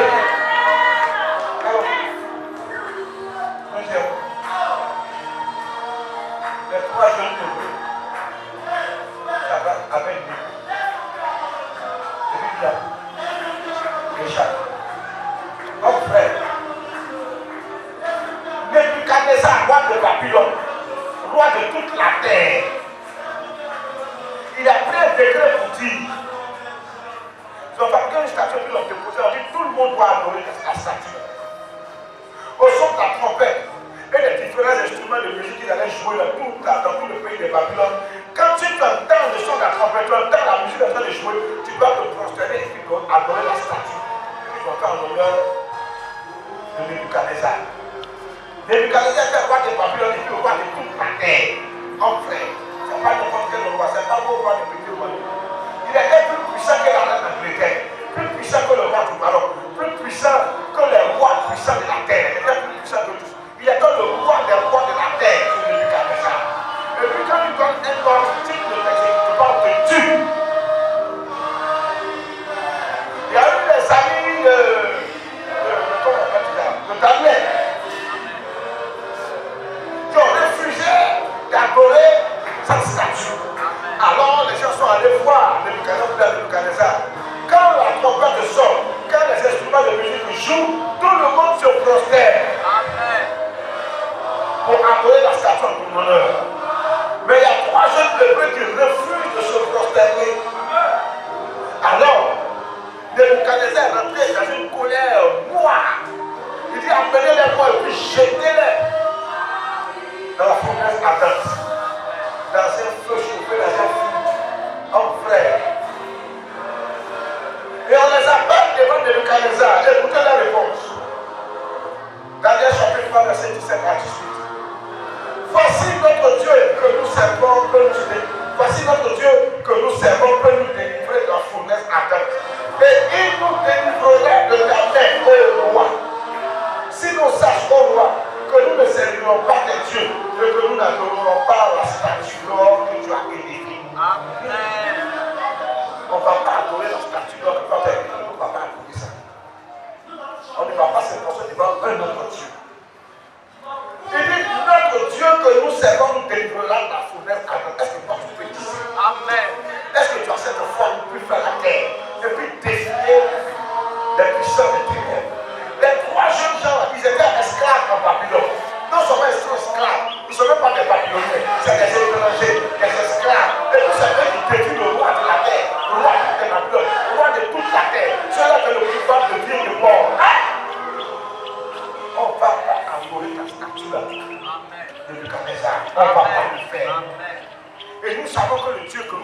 nom de Dieu. Ça, c'est la foi qui fait la guerre. Amen. Ce genre de foi va faire la guerre. Amen. Face à une situation où les filles en danger, on va les tuer. Ils disent que notre Dieu nous délivrera. Est-ce que quand tu peux tuer comme Dieu va te délivrer? Pourquoi quand ça fait tout long, vous oubliez le Seigneur? Quand ça ne va pas, vous cherchez pas. Quand le Dieu, quand vous déplacez ça, quand tu te lèves sur toi, tu marches sur toi, tu prends une bonne petite table, tu viens t'asseoir pour écouter la parole de Dieu. Quand il y a un problème, tu jettes tout ça là-dessus, tu cours ailleurs. Qu'est-ce que quel problème? Pourquoi les gens aiment fuir? Pourquoi vous dites que vous avez la foi et quand le problème vient, vous abandonnez la foi? Regarde, un chrétien là, le minimum, quand il a un souci, quand il est combattu, quand il est dans une épreuve, le minimum qu'il doit faire, c'est de se tourner vers son pasteur. Amen. Ça, c'est le minimum. Pour dire toujours de lui faire confiance à lui, dire, ah, pasteur, voici la situation.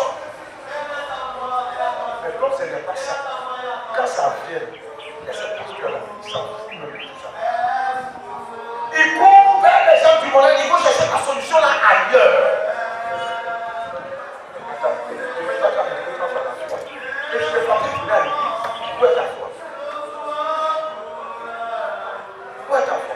Job a dit, mon rédempteur, dans cette situation. Ces jeunes gens avons dit, le Dieu que nous prions va nous délivrer de la fournaise de la mort. Et puis toi, tu ne dis pas ça. Hein? Toi, tu cours pour aller chercher solution là ailleurs.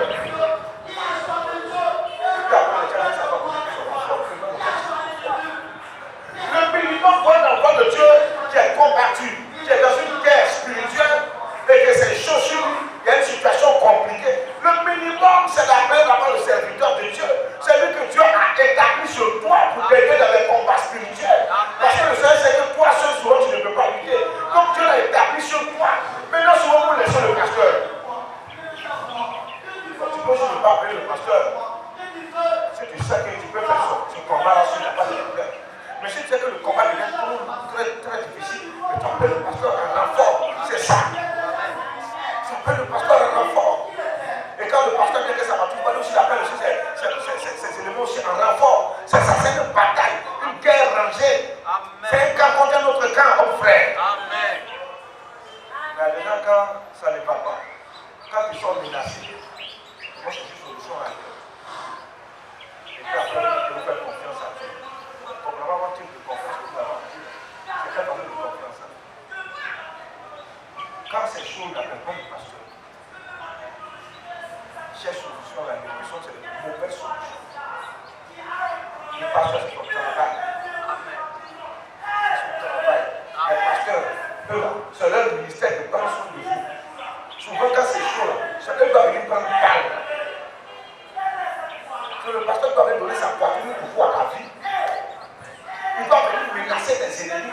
Amen. Il doit venir dire, vous là, si vous ne laissez pas cette personne-là, vous ferez avec moi. Amen. Il doit venir prendre ta place, faire par la place pour toi. Amen. Tu as quelqu'un qui est prêt à mourir pour toi. Je dois dire, il n'a pas de plus grand amour que de donner sa vie pour ceux qu'on aime.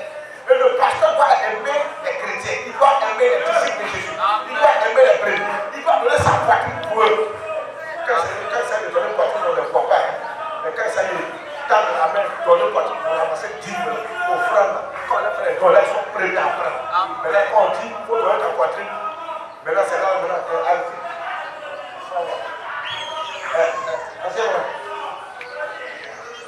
Amen. Quand c'est petit, viens prendre la tête, ainsi. Va prendre la tête.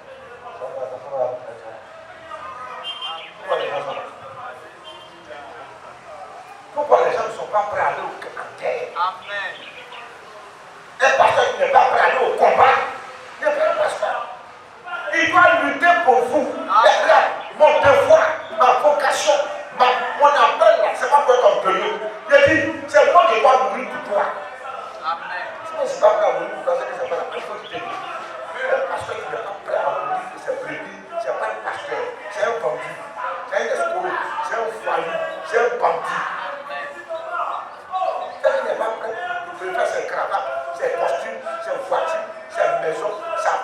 ses enfants que vous. Un pasteur qui n'est pas prêt à mourir pour toi. Toi, en tant que disciple de Jésus-Christ, faisant partie de son assemblée, de sa communauté, il n'est pas prêt à mourir pour toi. C'est que ce n'est pas la même. On sait qu'il n'est pas prêt. Les sorciers m'attaquent et puis il n'est pas capable. Non, la soeur, il faut gêner. Non, le frère, il faut gêner. Ça va aller. Ça va. Il n'a qu'à venir sur le terrain. Pasteur, viens sur le terrain. Sorcier, c'est dans la maison, viens. Et puis le pasteur vient. Il vient avec ses éléments pour le combat spirituel. Amen. C'est ça. Pasteur, le t-shirt, mais là, c'est plus grand. Tu peux comprendre ça.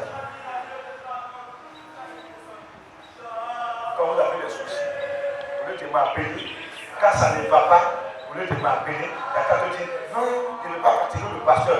C'est pas qu'il y a des problèmes. Quand tu as perdu la foi, ouais, quand tu m'appelles, c'est pas que tu m'appelles au ministère. Amen. Si tu vois quelqu'un qui dit non, il ne veut pas fatiguer le pasteur, c'est que lui aussi là, il n'est pas prêt aussi à venir fatiguer au pasteur. Alors, Amen. si toi tu es chic et toi tu dois me fatiguer, et que moi je mange et tout ça, c'est que toi prends la vie, elle prend la vie. Ton problème, c'est que Dieu doit venir chercher ça. C'est-à-dire qu'il vient prendre ton palais, c'est mieux pour moi maintenant. Moi je dis, mais ton problème il est où? Mon problème il est où? Pour tu suis à la personne, c'est que tu as marché sur mon cadavre. Amen. C'est comme que Dieu parle. Et le bois la terre, on doit le tuer. Et comme lui, c'est qu'on va le tuer parce que le rédempteur a fait pour lui. Il a plus de foi que toi. Mais là, quand le pasteur dit voilà, mon père dit voilà, le pasteur dit voilà, il faut parler. Voilà, c'est qu'on a pu te mettre derrière. Puis il est devant. C'est quand où ça arrive là, ça arrive. C'est ça un homme de guerre. Il n'est pas un gentil. Non, je ne suis pas. Donc Dieu qui pourra la promesse à ta vie. Mais je suis là sur la terre pour te dire, ce que tu crains, ça ne va pas t'arriver. Amen. Satan d'abord il est fou. Sa folie là, ça arrive, c'est pas ici. Amen. Il dit, il ne pourra rien te faire. Amen. Il ne pourra même pas atteindre ta vie. Ta vie est une vie affranchie. Amen. Satan doit t'atteindre, c'est que c'est moi qui va atteindre la porte. Il n'est pas fou. Moi aussi, je ne suis pas son camarade. Même aux affaires, mon nom est écrit là-bas, il me connaisse. Amen. Moi, je ne suis pas le camarade. C'est moi, il est maîtrise, il est chicote, parce que moi, Christ. Amen. Moi, je ne tremble pas, moi, je n'ai pas peur. C'est un peu. Mais quand ils entendent quoi, on dit, voilà qui arrive là-bas. Il voit Jésus, alléluia. Il voit la gloire de Dieu, la puissance de Dieu. Il voit la main de Dieu qui m'a appelé ministère. Il voit la main de Dieu puissant qui m'a choisi pour lui dire parler de toi. C'est ça, les gars. Amen. Cessez de courir partout. Cessez d'avoir peur. Cessez de trembler. Il y a un problème là, ici, là. Jésus là, tu ne le vois pas. Est-ce que tu vois, Dieu ne crée pas. C'est moi qui l'envoie pour le représenter. Donc si ça chauffe là, viens me voir. Amen. Le conseil spécial du ciel, c'est moi bien. Il a établi quoi. Viens me voir, tu vas où même? Non, il était secrétaire après le pasteur qui t'a dit que moi je m'en fous de l'heure. Quelle que soit l'heure dans laquelle tu m'appelles. Dieu m'a mis en voiture, c'est à cause de ça. Amen. J'aime me déplacer vers le monde. Je n'ai pas dit comme les autres. Si je viens mon carburant, c'est 25 000 hein. Il y a des gens qui font ça, ils sont passés. Amen. Non, mon déplacement, où elle appelle la secrétaire. Non, le carburant du pasteur, c'est 25 000. Non, c'est 50 000 francs. Pour qu'il se déplace. Ça, c'est le ministère, c'est des sorciers. C'est pas des pasteurs. C'est des bonnes vies. Quand ton enfant a un problème, il t'appelle. Toi, tu dis non. Pour que tu te déplaces pour aller voir ton enfant, ton enfant doit payer ton transport. Tu as quel problème? Toi, tu n'es pas son père. Amen. Tu n'es même pas son père. Amen. Tu es un voleur d'enfants. Amen. Tu n'es pas son vrai père. Tu es un sorcier. Toi-même, tu veux tuer ton enfant. Oui. Mais c'est ce que vous aimez aussi. C'est ce que vous aimez. C'est pas un constat. Pasteur, est-ce que tu peux venir chez moi, venir prier à la maison? Bon, tu t'adresses à la secrétaire. Puis il sait, toi, tu ne peux pas t'attendre. Bon, appelle la secrétaire. Quand tu appelles la secrétaire, oui, non, il n'y a pas de problème. C'est temps, là, il y a madame temps. Donc, le pasteur doit venir tel jour. Mais préparez-vous en même temps, préparez-vous pour l'essence du carburant du pasteur, c'est ça. Comment si ma connu tout présent du cabinet des 100 000? Qu'est-ce que le pasteur, papa va venir, papa va venir tel jour. Voilà. Donc j'ai déjà préparé le carburant du pasteur, tout ne peut pas venir tel jour. Oh. Qu'est-ce que c'est son compte quoi? Et puis surtout les femmes là, elles sont agitées, elles sont contentes. Papa va venir. Ça, il est le seul de partir là. Amen. Prendre l'argent, faire des enfants, des gens pour donner au pasteur. Pour payer son carburant. parle, si elle vient, c'est pas pour dire, papa et maman n'a pas pu arriver avec moi si j'ai attrapé quelqu'un. Pas me dire à quelqu'un, pas de ton argent. On faut dire amen, non? Quand on est au bout du monde, ça va être d'accord pour ça, va être prêt pour ça. Carburant 100 000. Carburant 100 000, tu vas où? C'est plein d'avions. C'est plein d'avions. C'est quelle voiture qui peut prendre carburant 100 000? Combien c'est? Même les citernes, ça ne prend pas. Même les cars ne prennent pas carburant 100 000. C'est pas nous. Et puis, ils sont contents de ça. Tu as pris le popcorn de ton mari pour tourner. Tu vas pas comment il va? Amen. Amen. Vous les femmes, c'est comme ça, on vous blague. Maintenant, quand on vous dit la vérité, moi, comme ça, quand tu m'appelles, et puis je viens, je ne te dis pas, je te suis prêt, je viens. Je ne te dis pas pour mon carburant, rien, il m'en fout là. Je vais, je prie pour t'appeler, si toi, quand je suis content là, je donne 1000 francs, on va 500 à ton enfant là. Ça va faire.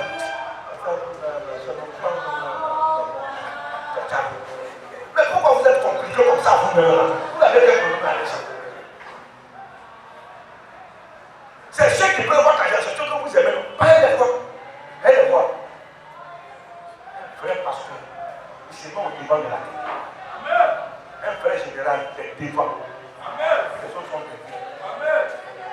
Ça ne soit pas à la maison, dans les bureaux climatisés là, pour se jouer les temps sur eux. Allez-y derrière. Allez-y derrière. Ils ont dit avec Nebuchadnezzar, notre Dieu nous délivrera de cette fournaise atlantique. Regarde, cette situation dans laquelle le diable est lui-même là, on dit à Satan, le Dieu qui parle d'accord, il va te délivrer là. Il va te délivrer de cette situation. Satan veut troubler ta vie, veut troubler ta maison, veut troubler ta vie, veut troubler ta tranquillité. Dis à Satan que toi, le Dieu qui va te délivrer de cette situation. On dit non, c'est la fin d'année. En décembre, là, ils vont tuer les gens. Les sorciers vont. Les sorciers, ça qui mangent. Moi, la viande de mes enfants, c'est amer. Pourquoi votre viande là, c'est amer comme ça? C'est amer, tu peux pas manger. Votre viande là, c'est on dirait un rocher. Quand le sorcier te mord, ses dents se cassent. Donc si tu as laissé l'église, il faut laisser tranquille. Il faut laisser serrer ta main de vie. Si le sorcier peut témoigner, c'est que mais il ne peut pas témoigner. Viande, il te voit tes viandes rouges. Mais il ne peut pas goûter. Quand elle goûte comme ça dans sa langue, dans ses fonds. Toi, tu ne peux pas te toucher. Donc laissez les gens avoir peur de ça. Non, c'est que ça. Nous, on s'en fout de ça.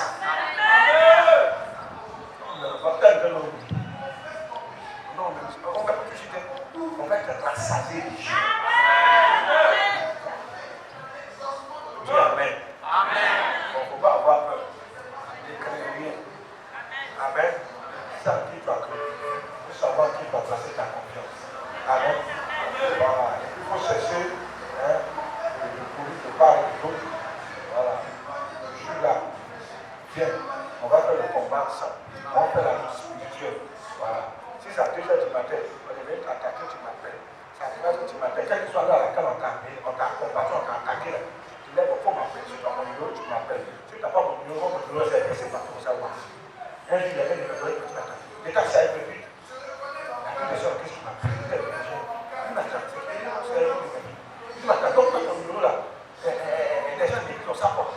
Je dis, mais non, c'est pas ça. C'est vrai que tes pasteurs, tes collaborateurs, conseillers, pas votre numéro. Mais surtout, tu n'as pas votre numéro. Je dis, mais attends, c'est quel esprit ça? C'est quel esprit ça? Moi, mon enfant ne doit pas avoir mon numéro. Mais c'est que j'ai un sorcier. Mais s'il y a un problème, il appelle qui? Non, je ne peux pas avoir ton numéro. Il va peut-être avoir les responsables.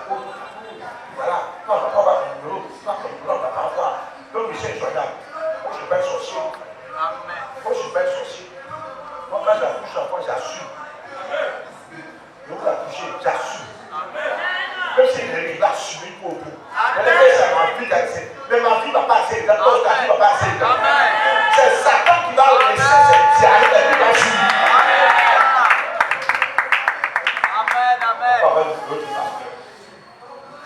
C'est ça que vous aimez aussi. Quand vous faites, vous aimez ça. Le pasteur n'appelle pas comme ça. Jésus, on lui parle même. Jésus, les gens sont venus voir. Jésus, moi, je ne vois pas là. Il les a tués. Et ce jour est dangereux. Il veut s'asseoir dans les grands bureaux, comme des hauts cadres, comme des ministres, des pasteurs, de l'aide de l'autre, du premier ministre. Vous cherchez quoi? Les gens ne viennent pas.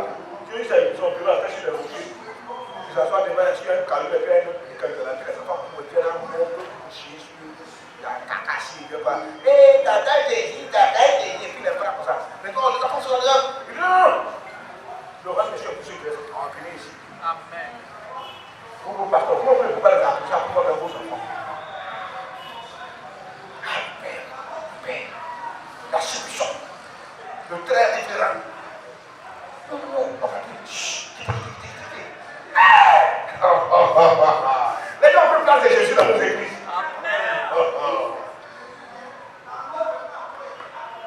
Ils sont prêts pour ceux qui ont l'argent. Ils ne sont pas prêts pour ceux qui n'ont pas l'argent.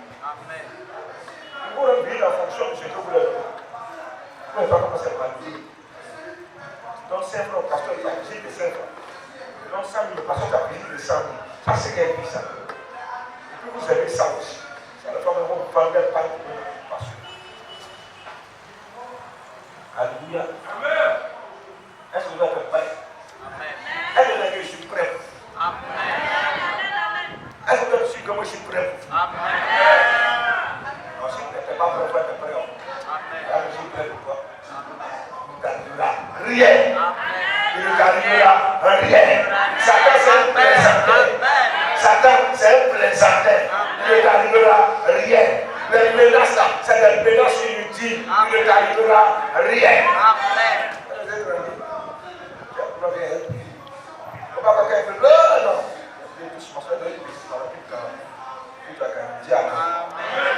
C'est un point Paul. Enfin, Paul. Actes chapitre 27, verset 22 à 24.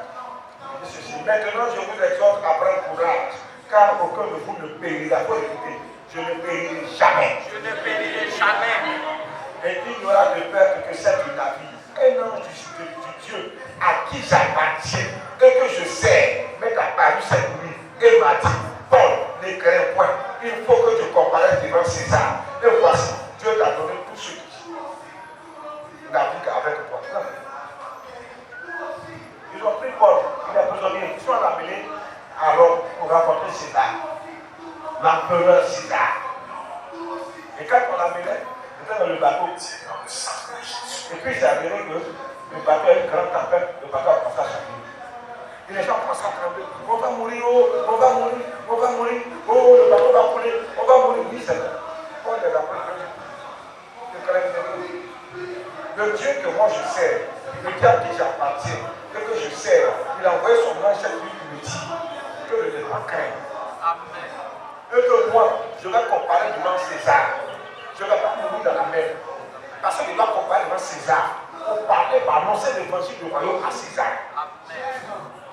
Et puis non seulement, ils disent, Dieu m'a dit ça, mais il dit, vous tous qui êtes dans le bateau là, vous êtes sous ma responsabilité.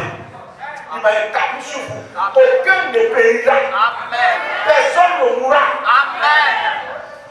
Alors, dis Amen. Mais est-ce que j'étais dans le bateau là? Paul le connaissait. Lui, il était prisonnier. On l'a mené à Rome pour être jugé devant César.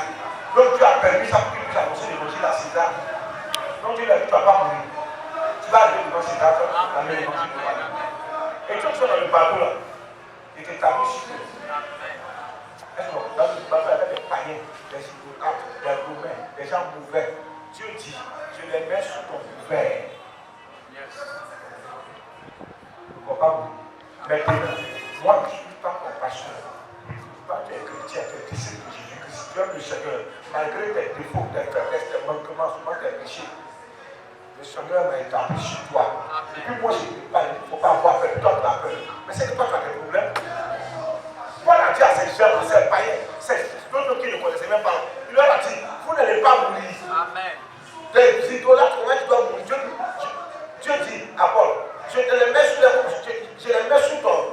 sous ton onction, sous ton ministère, sous ton appel, sous ta vocation, sous ta parole, ce que tu vas dire là. Je les mets sous ça. Paul a dit, vous n'allez pas mourir. La seule chose qui va se perdre, c'est le bateau, lorsque tu vas disparaître. Mais vous, là, on va sortir. j'appartiens et que je sers. Maintenant, moi, je te parle du Dieu à qui j'appartiens et que je sers. Dans ta faveur, puis toi, tu es dans le tout. Toi, tu veux quoi même? Toi, tu veux quoi même? J'ai dit, si moi, je suis pas ton pasteur, il faut rester. Il n'est pas dit que tu ne vas pas rester dedans. Il n'est pas dit que tu ne seras pas éprouvé, tu ne vas pas rester dedans.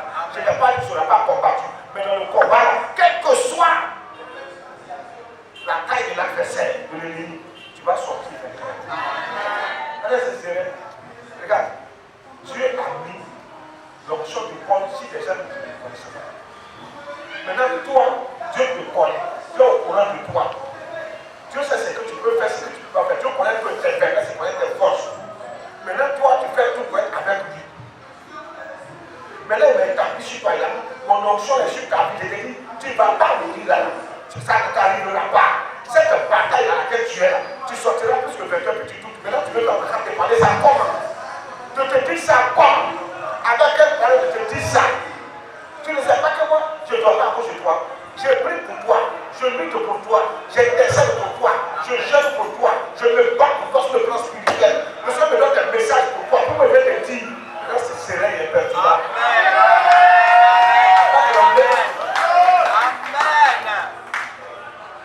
C'est pas un pasteur à deux balles qui te parle. C'est pas un pasteur flafla qui te parle. Moi, je suis un vrai pasteur. Moi, je ne vais pas venir quelqu'un me dire ça. Et puis quand il dit ça, ça énerve les gens. Souvent, quand il dit ça, le collègue, il dit, moi, je suis un vrai pasteur. Il dit, comme tu vois, on est un vrai faux pasteur. Vous pouvez parler, moi, ça ne veut pas dire. Moi, je suis un vrai pasteur. Maintenant, si ça vous fait mal, c'est que vous êtes un faux pasteur. Non, c'est vrai. Comment quelqu'un, toi, tu es un humain, et puis on veut que tu dis que tu veux que discussion animale. Moi, je suis pas d'accord, moi, je suis un humain. Donc, alors, moi, je suis un pasteur. Et puis, je suis un vrai pasteur. Moi, je ne suis pas un pasteur bandicon. Jamais. Moi, je ne suis pas un pasteur flafla. Je ne suis pas un escroc. Je ne suis pas un voyou. Je ne suis pas un bandit. Et ce qui me réjouit le cœur, c'est que j'ai une vie saine. Elle a dit, je ne possède rien qui soit par l'escroquerie d'un faux pasteur. Je n'ai rien que Dieu ne peut pas donner. Tout ce que j'ai là, je les ai honnêtement. Quand je rentre à lui, je dors tranquille. Je suis tranquille dans ma tête. Je ne souffre pas. Il y a des pasteurs, quand il rentre à lui, il ne dort pas. Mais c'est ce qu'il a fait par exemple. Il a escroqué souvent certains fidèles. Il a triché des fidèles. On va aller voir petit. Il a fait des fausses prophéties. Il a eu de l'argent. Lui, il a fait rentre à lui là. S'il est vraiment conscient, il n'est pas tranquille dans son âme. Mais comme ils ont Dieu même leur propre conscience, ils sont devenus insensibles. Ça ne dit plus rien. Oui. Jésus a dit, qui de vous me comprendra? Moi, je suis serein et perturbable. Regarde, si tu entends parler mal de toi, il faut dire que c'est faux. C'est la façon à laquelle quand c'est le nom, c'est pour nous y aller. Et puis après, il y a dit, non, ne passez pas, il y en a pas. Il y en a, je suis perdu. Moi, je ne suis pas un papa sauvage. Moi, je suis perdu. Toi, tu es fier de m'avoir pour père. Toi, tu es fier de m'avoir pour papa. Toi, tu es fier de m'avoir pour pasteur. Toi, tu es fier de m'avoir pour serviteur de Dieu. Toi, tu es fier. Tu n'entendras pas de mauvaises choses à mon sujet. Même si tu entends de mauvaises choses, ce n'est pas vrai. C'est faux. C'est mensonge. Ils n'ont qu'à envoyer les preuves. Il n'y a rien. Il n'y a rien. Il faut les expliquer. Il n'y a rien. Dis amen. Il faut dire il n'y a rien. Il n'y a rien. Tu n'as même pas, il ne faut même pas trembler. Si on parle de faux pasteurs, il faut mettre à bouche, je suis dedans. Et puis il faut me défendre, il n'y a rien. Des fois on peut rester tranquille. Et puis toi, tranquille, quand tu rentres là, il faut dormir tranquille. Il n'y a personne, il n'y a rien contre moi, il n'y a rien. Sinon, le cas de juger dit ça, il n'y a rien. On est trouvé, on a fait, on va quitter, on dit non, lui, il n'a rien fait. Il n'y a rien. Bon, vous quand on parle, vous pouvez voir, il faut pas du tout. Il faut m'agiter. Amen. Dis amen. Amen. Dis amen. Il n'y a rien. Quand on parle de faux pasteur, il ne faut pas avoir peur. Il pas peur. Il faut parler à la sérénité. Il faut dire que tu au pasteur là. Il n'y a pas l'homme lui. Il y a des propres comme l'eau de roche. Il n'y a rien. Il n'y a rien. Il n'y a rien. Il faut même pas voir. Moi ici là, si ça chauffe, c'est le boss qui va déclencher. Dis amen.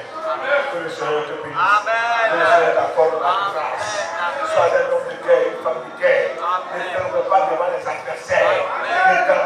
les ennemis. Laisse les gens parler mal de toi.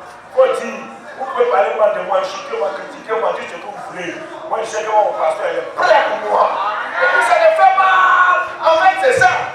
Souvent, il y a des gens, quand ils parlent mal de vous, là, faut dire, moi, mon quoi, il est prêt pour moi.